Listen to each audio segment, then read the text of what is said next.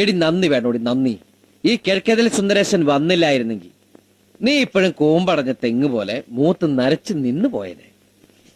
അന്ന് നിന്റെ അച്ഛൻ കൃഷ്ണൻ. ഓ, ഇപ്പോഴും എന്റെ അച്ഛൻ കൃഷ്ണൻ തന്നെയാ. ആ കൃഷ്ണൻ, കാട്ടുവള്ളി കൃഷ്ണൻ നിന്റെ മുഖത്ത് നോക്കി പറഞ്ഞു, നീ ചത്താലും മറക്കരുത്. എന്നോട് ആരും ഒന്നും പറഞ്ഞിട്ടില്ല. പറഞ്ഞു.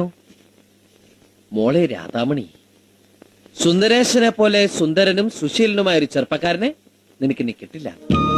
അയ്യാടാ സുന്ദരൻ കണ്ടേച്ചാലും മതി. ആ അതെടി ബോറടിക്കും. കല്യാണം കഴിച്ച മാസങ്ങൾ കഴിയുമ്പോഴേക്കും ഭാര്യമാർക്കെല്ലാം ഭർത്താക്കന്മാരെ ബോറടിച്ചു തുടങ്ങും. എന്റെ ചേട്ടൻ ചേട്ടത്തിയമ്മയ്ക്ക് ആഴ്ചയിൽ സാരി മേടിച്ചു കൊടുക്കുന്ന പോലും ആ ബോറടി അങ്ങോട്ട് ഒഴിവാക്കാനാണ്. പിന്നെ ഒരു ആശ്വാസം, നമുക്ക് ആ ബോറടി തുടങ്ങിയിട്ടില്ലല്ലോ. ഇക്കണക്കിന് പോയാൽ എനിക്ക് പെട്ടെന്ന് ബോറടിക്കും. എങ്കിൽ എന്റെ ജീവിതം ഇതുപോലൊരു സാരി തുമ്പിൽ ഞാൻ അവസാനിപ്പിക്കും. വെറുതെ ഇരിക്കുമെന്ന് നീ ഓർത്തു.